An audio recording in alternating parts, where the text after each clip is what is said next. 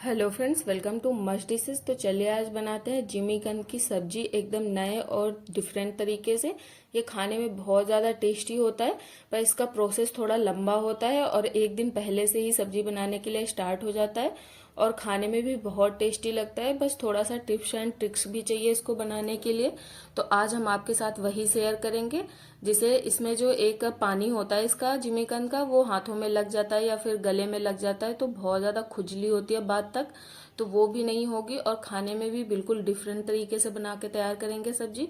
तो ये भी हमने जिमीकंद ले लिया है, इसको हम छोटे छोटे पीसेज में इस तरह से कट करके रख लेंगे। आप इसको कट करने के टाइम या फिर ग्लव्स पहन लें हाथों में, या फिर सरसों का तेल लगा लें। इससे क्या होता है, जो फ्रेश पानी इसका निकलता है वो हाथों में लग जाता है, तो जो खुजली होती है वो नहीं होती बिल्कुल। और बाद तक ऐसे होता है, पानी लगने के बाद तक भी होती है, धुलने से भी वो नहीं जाती है। तो इस तरह से छोटे छोटे पीसेस में कट करने के बाद प्रेशर कुकर ले लिया है। अब इसमें हम अपने पीसेस को डाल देंगे। तो ये भी हमने हाथों में सरसों का तेल लगा लिया है, इससे हमारे हाथों में बाद में खुजली बिल्कुल भी नहीं हुई थी। और डालने के बाद इसमें पानी डाल देंगे। पानी हमें इतना ही डालना है जैसे आलू बॉईल करने के टाइम पे डालते हैं, वैसे ही हम डाल देंगे। और फिर इसमें ये हमने सूखा वाला आम लिया है, हम लोगों के यहाँ सूखा के रख लिया जाता है, तो इस वजह से हमने इसको लिया है। आपके पास अगर ये नहीं है तो आप इसकी जगह 1 टीस्पून भर के टाटरी भी ले सकते हैं, उससे भी खटास बहुत ही अच्छी आती है। तो इस तरह से हमने ले लिया, ढेर सारा लिया, 8 से 10 कम से कम कलियां हैं, तो ये हमने ली है और इनको हम डाल देंगे। ये जब आम का सीजन आता है तो जो कच्चा आम होता है वो हम लोगों के यहाँ सुखा के रख दिया जाता है इस तरह से यूज होने के लिए। और हम लोगों के यहाँ ये तुअर दाल में भी डाल के खाई जाती है। तो ये डालने के बाद इसको फैला देंगे पूरे कुकर में, जिससे इसकी खटास जो है सारे पीसेस में अच्छे से चली जाए। फिर 1 टेबल स्पून भर के नमक डालेंगे, इससे इसका जो खुजली वाला पानी होता है वो भी निकल जाता है। और डालने के बाद इसमें लिड लगा के इसको गैस पे रख देंगे बॉयल होने के लिए। और इसे कम से कम 2 से 3 विशल आने में आराम से पक जाता है, पर हम 5 विशल लगाएंगे जिससे ये आराम से पक जाए और जो खटास है वो भी इसके अंदर तक पीसेस में अच्छे से चली जाए और थोड़ा सा सॉफ्ट ज्यादा हो जाए। तो हम इस तरह से विशल आने तक आराम से पका लेंगे इसको। और ये खाने में इतने ज्यादा टेस्टी बन के तैयार होती है, बस थोड़ी सी मेहनत लगती है इसको बनाने में। तो ये अभी हमने हटा के रख लिया है और 2 से 3 घंटे इसी तरह प्रेशर कुकर में बंद किया हुआ रख देंगे, जिससे कि पीसेस में अच्छे से खटास अंदर तक चली जाए। तो ये भी हमने सुबह इसको स्ट्रेन करके रख दिया था 2-3 घंटे के लिए, जिससे इसका जो पानी है वो सारा अच्छे से निकल जाए। फिर इस तरह से इसको छील लेंगे, इसका जो ब्लैक वाला पार्ट है वो आराम से निकाल देंगे चाकू से। आप चाकू या फिर हाथों से निकाल सकते हैं, इजीली, बहुत ही इजीली निकल जाता है।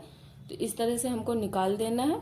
और ये खाने में इतना ज्यादा टेस्टी होता है ना कि हम लोगों के यहाँ इसे ठंडियों में ही बनाते हैं, क्योंकि बहुत ज्यादा ये गर्म भी होता है बताते हैं, तो इस वजह से ठंडियों में ही खाते हैं। पता नहीं सबके यहाँ कब खाया जाता है, मैंने कई लोगों के यहाँ गर्मियों में भी देखा है, पर हम लोगों के यहाँ तो इसे ठंडियों में ही खाते हैं। छीलने के बाद भी हम इसके इस तरह से छोटे छोटे पीसेस कर देंगे, क्योंकि हमको बाद में इसे मैश ही करना है, तो इस वजह से मैंने कोई शेप नहीं दिया है, बस छोटे छोटे पीसेस कर दिए हैं। फिर जार में हमने ढेर सारा गार्लिक लिया है। एक जो गार्लिक की गांठ होती है वो पूरी गार्लिक हमने ली है, इसमें फ्लेवर थोड़ा गार्लिक का ज्यादा होता है और टेस्ट भी अच्छा आता है इसी से। 1 इंच अदरक का टुकड़ा लिया है, ग्रीन चिली आप अपने टेस्ट अकॉर्डिंग डाल सकते हैं। 2 मुट्ठी हमने ये फ्रेश हरा धनिया लिया है। टेस्ट अकॉर्डिंग नमक डालेंगे, 1 टीस्पून भर के हमने नमक डाला है। और इसका एक स्मूथ सा पेस्ट हमें इस तरह से बना के तैयार कर लेना है।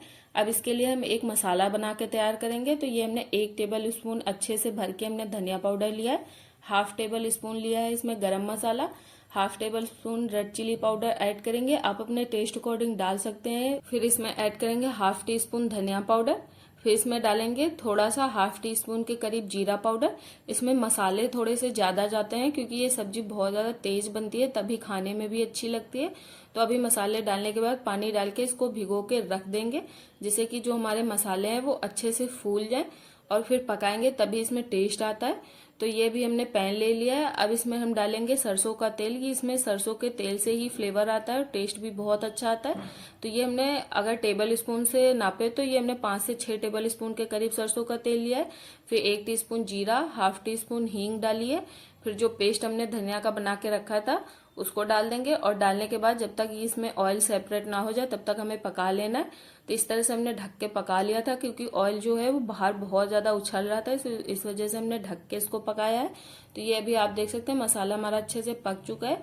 अब इसमें हम ऐड करेंगे जो मसाला हमने बना के तैयार किया था, उसको डाल देंगे और डालने के बाद इसको अच्छे से इस तरह से मिक्स करेंगे जब तक ऑयल सेपरेट ना हो जाए। और इसको मसालों को पकाने के लिए इसको हमको थोड़ा सा टाइम लगेगा क्योंकि ये थोड़ा सा अलग टाइप से पकता है। तो ये भी आप देख सकते हैं मसाले में ऑयल सेपरेट हो चुका है, इसका मतलब अभी ये मसाला हाफ कुक हुआ है। तो इसको लो टू मीडियम फ्लेम पे हमें थोड़ी देर और पकाना है, मतलब 15 मिनट के लिए और पकाना है हमें। तो इस तरह जब तक इस स्टेज में ना आ जाए तब तक हमारा मसाला को पकाते रहना है। आप देख सकते हैं ये बिल्कुल ड्राई हो चुका है मसाला और इसमें हल्के हल्के से दाने भी आ चुके हैं। तो इस तरह पकाना है, तभी इसमें फ्लेवर और टेस्ट दोनों बहुत ही अच्छे आते हैं इस सब्जी में। तो अभी हमारा मसाला बिल्कुल परफेक्ट पक के तैयार हो चुका है। अब इसमें हम जिमीकंद डाल देंगे। इसको कई लोग सूरन भी बोलते हैं, सबके यहाँ अलग अलग नाम से जानते हैं।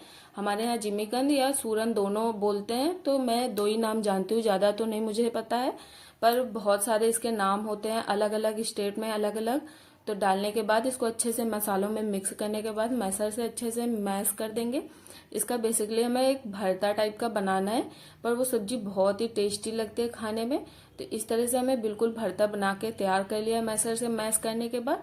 तो अभी हम इसको मीडियम फ्लेम पे हमें कम से कम इस तरह से चलाते हुए इस मिक्सचर को 15 से 20 मिनट तक लो फ्लेम पे आराम से हमें इसे पकाना है, जब तक ये बिल्कुल, अभी आप देख सकते हैं इसका थोड़ा सा टेक्सचर जो है वो डो के टाइप है, जैसे आटे का डो होता है। जब ये अच्छे से भून जाता है या फिर कहीं पक जाता है ये मिक्सचर, तो इसके में मिक्सचर में थोड़ा सा दानेदार हो जाता है। तो इस टाइप तक हमें पकाना है जब तक इसमें थोड़े से दाने ना जाए। तो ये भी आप देख सकते हैं हल्के हल्के से आपको थोड़ा सा अलग अलग सा लग रहा होगा, दाने भी आ चुके हैं। तो इसका मतलब ये अच्छे से पक के तैयार हो चुका है। बस इसमें थोड़ा ये सब्जी बनाने में टाइम बहुत ज्यादा लगता है, पर खाने में टेस्ट बहुत ही अमेजिंग आता है और ये पूरी के साथ तो बहुत ही ज्यादा टेस्टी लगता है। अब ये पक चुकी है सब्जी, हमारी बनके तैयार है। फ्रेश कटा हुआ हरा धनिया डाल देंगे, इसको भी अच्छे से मिक्स कर लेंगे। तब तक इधर हम अपनी पूड़ी भी बना लेते हैं। और ये पूड़ी के साथ ही अच्छा लगता है, ये रोटी से थोड़ा सा तो कम अच्छा लगता है, पर हमको नहीं पता, बहुत सारे लोग सब चीज के साथ खाते हैं, पर हमारे यहाँ तो पूड़ी से ही खाते हैं। और ये हमने पूड़ी भी बना के तैयार कर ली है इसके साथ। तो चलिए अब हम अपनी थाली भी लगा के तैयार कर लेते हैं। साथ में हमने खीर भी बनाई है, तो ये हमने खीर लगा ली है। अब ये जो सब्जी बना के तैयार की थी उसको रख देंगे और इसके रखने के बाद इसमें हम पूड़ी भी सर्व करेंगे, पापड़ भी, जो भी आपको पसंद है वो उसके साथ आप इंजॉय कर सकते हैं। तो ये भी हमारी थाली लग के तैयार हो चुकी है। अगर रेसिपी पसंद आई तो please like share and subscribe करिएगा और बेल आइकन को भी प्रेस करिएगा, जिससे कि आपको आने वाली वीडियोस की नोटिफिकेशन भी मिलती रहे। एक बार इस तरह से सब्जी बना के जरूर देखना। Thank you for watching. कल फिर मिलते हैं एक नई रेसिपी के साथ। Bye bye.